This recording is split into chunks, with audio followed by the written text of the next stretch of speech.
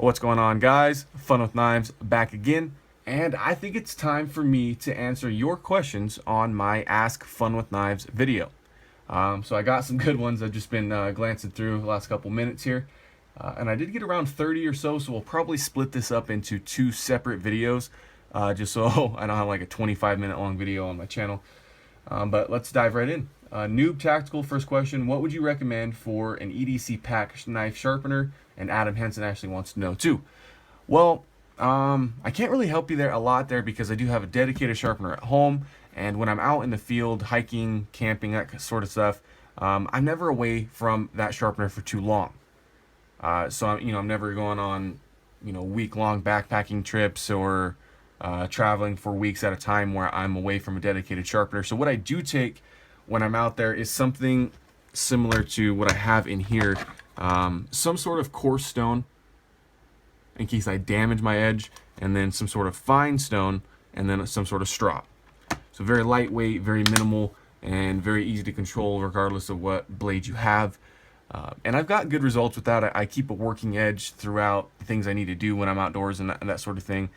But as far as a dedicated quality like pack sharpener, I don't really have a recommendation for you. So I might have to look into that myself. Going on, Andrew the Cat Bug. What was your very first knife you ever owned? I think this Kershaw Blur was my very first knife that had a name. I'm sure I had some gas station knives, some swap meet specials come into my life before this one, but this is what started it all. And you can see the wear speaks for itself all over the aluminum handle. I just threw this clip on here too. I think it matches the blade pretty well. Such an awesome blade, near legend status in the EDC community. I think not everybody's a fan, but everybody knows what a Kershaw Blur is. Moving up, Cyclone Outdoors. What are your opinions on the current political situation in the country? Probably a popular question for everyone these days. Might start a few arguments in the comments. Probably will. We already had a response to that. Brian said there are no political situations. Soros-funded idiots are just showing their view on democracy by being tolerant and non-violent. Well, as much as I would like to spur some conversation here, I don't really have an opinion on the political situation. And it sounds like I'm dodging the question, but I'm really not. Mainly because I don't really care. I didn't pay attention to anyone's policies enough. I didn't tune into all the debates and watch every minute. I'm not affiliated with a particular political party.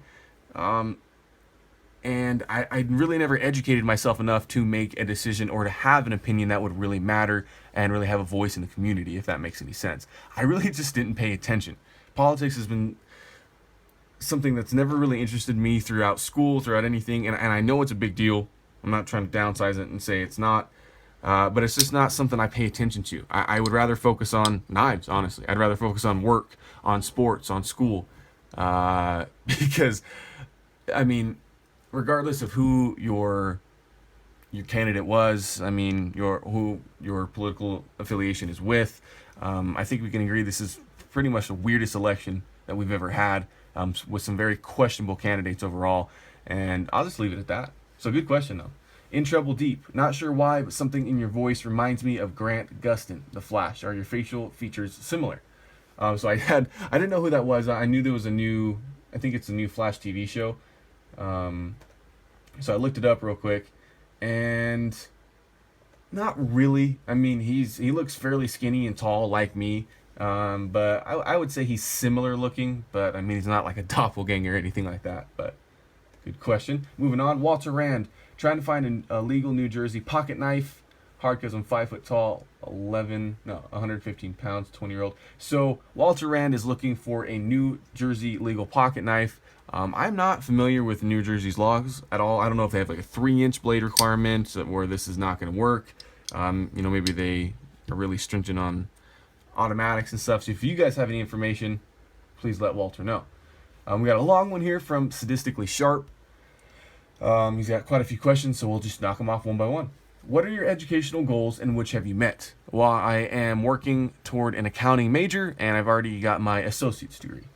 I know you said you got an associate's, but I don't think you mentioned in what. My associate's was something really general, like general studies of science or something like that. It's kind of a basic degree. My major is accounting. What is your highest math class completed? I believe it was just college algebra. Now, for an accounting course, I think in most universities you're going to have to do, business calc and stuff like that, and stats. Give you guys a look at the War Admiral. It's getting a little bit of wear too, and it looks really awesome. But yeah, so I'll complete some more math courses, but they're not going to be all math oriented anymore. How many credits do you have left in your program? I'm thinking 40 or 50, so a year and a half, 2 years.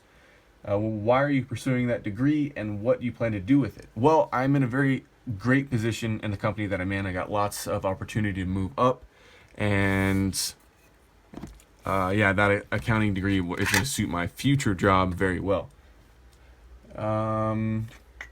Is your current job in the field you want to be in? Yes, it is. I think you said you work in an office. I do. What is the average salary for a person with the degree you want to be in? I have no idea what an accountant makes, because I'm not going to be a CPA or anything like that. So I'm guessing somewhere in the vicinity of 40 to 80,000. I have no idea, to be honest with you. I guess it depends on the company you work for and things like that. But as far as average, I would say it's decent. And he also says, do you go to school on campus? I do. I take online classes, and I do take some night classes. I know you guys were looking at this too. Dawn Warrior. It's amazing. Love this blade. Does your campus allow one to carry knives? If so, what is the blade length limit? My campus does not. I'm pretty sure they're completely off limits. I've looked into it a couple times, and I'm basically sure that they're going to consider any knife a weapon.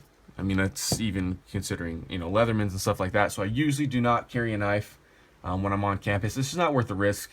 I mean, you're dealing with your education in your future, and you don't want to be, that's not the place you want to be getting in trouble with a knife for sure. So I'll usually take, just my Olight and the rest of my EDC. So great questions though. Steel bearing hand. What is your favorite blade steel? Well, as of right now, it's going to be S35VN. My War Admiral has it, and my favorite blade, the O220, has that steel. And it's great. It's awesome all the way around. It's really nothing more than I need, nothing more than I could ask for. But CTS 204P is pretty great too. It's a little bit on the ultra super steel for me.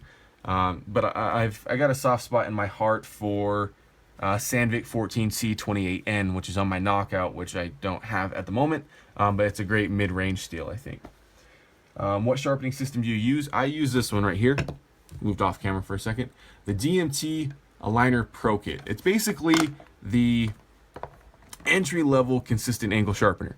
When I was looking for a dedicated sharpening system, I stumbled upon this one, and it's worked out really well so far.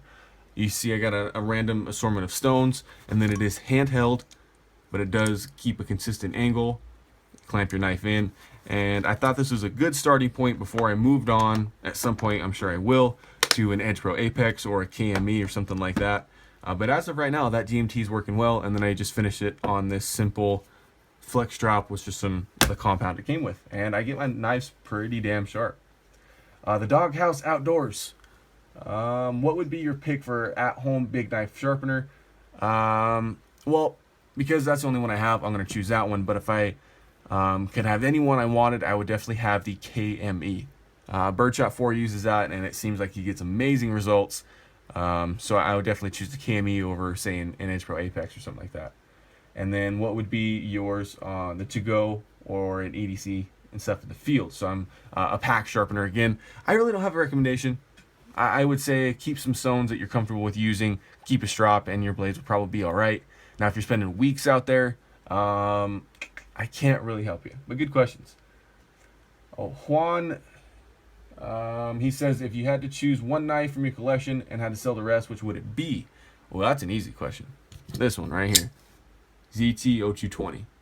To me, this has got just enough style, just enough color, and lots of capability, versatility in one blade, and it's USA made. I definitely have to choose that one. So we're nearing 10 minutes, guys. I will cut off the questions here, and I'll do a part 2 coming up and just a little bit. So thanks for watching, guys. As always, thanks for the questions. They were really great. Some of them in the future are going to be pretty funny too. So thanks for tuning in, and remember, have fun with your knives.